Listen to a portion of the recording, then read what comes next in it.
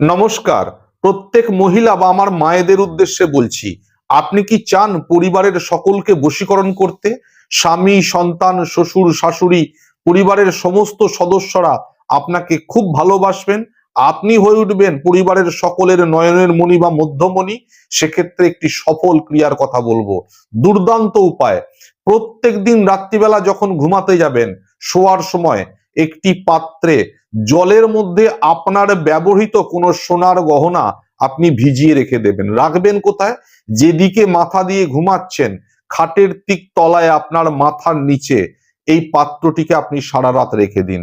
সকালবেলা ঘুম থেকে উঠে আপনার ব্যবহৃত এই সোনার গহনা ভেজানো জলটি প্রথমে বাড়ির চারিদিকে একটু করে ছিটিয়ে দিন। তারপরে বাড়ির প্রত্যেক সদস্যকে যখন জল খাওয়াবেন, গ্লাসের জলে একটু করে এই গহনা ভেজানো জলটি মিশিয়ে প্রত্যেককে খাইয়ে দিন। একটি মাস এটা করে দেখুন, বাড়ির সকলের নয়নের মণি, মধ্যমণি হয়ে উঠবেন দিন দিন আপনি।